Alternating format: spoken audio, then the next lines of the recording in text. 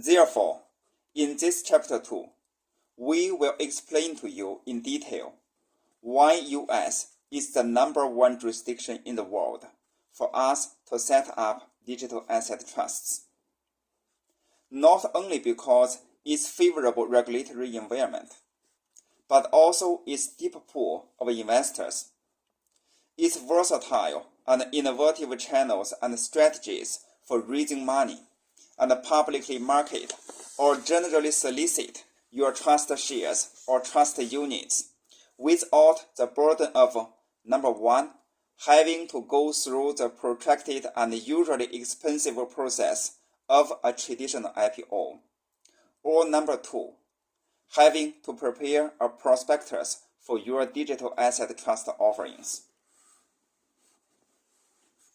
Finally, in this chapter, we will also briefly introduce Cayman Islands vehicles because traditionally, Cayman Islands is the jurisdiction of choice for most U.S. fund managers to set up all kinds of funds, and also because Cayman Islands is a common law jurisdiction.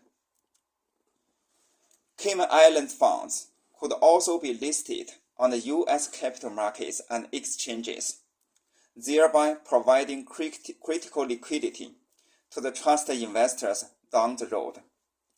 And liquidity is a very, very important factor in deciding whether our trust could be a success or a failure.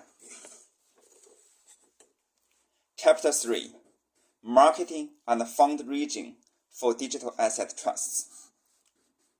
Comparatively, setting up a trust is not an easy task, but it is also not that difficult. Setting up a digital asset trust is just like if you want to set up a corporation. Even if you do not know the ins and outs of, for example, how to do the paperwork and go through the red tape procedures for setting up a corporation, you could just hire a local lawyer or registration agent to do the paperwork for you.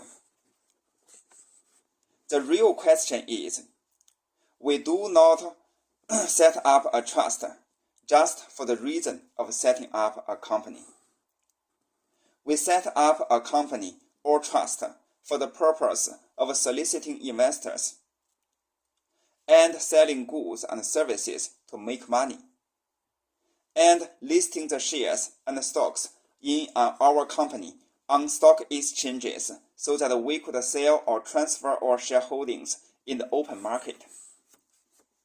Therefore, Chapter 3 is very important because in this chapter, we will discuss how to smartly work through the numerous legal landmines and make use of the numerous legal loopholes in U.S. regulatory environment, so that we could openly market and sell or conduct a general solicitation of the shares or units in our digital asset trusts to potential investors in a manner without having to comply with the costly and burdensome obligations of U.S. SEC rules and regulations regarding public offerings of securities.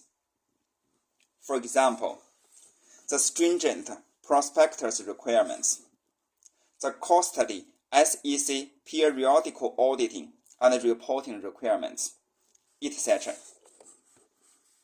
As we all know, as of today, almost in any country in the world, if you want to offer or sell your shares or investment products to the investors or investing public in such country, or if you want to publicly list your shares or securities on a securities exchange in such country, one way or another, you must have the pre-approval of such country's securities or financial authorities, such as the SEC in the United States.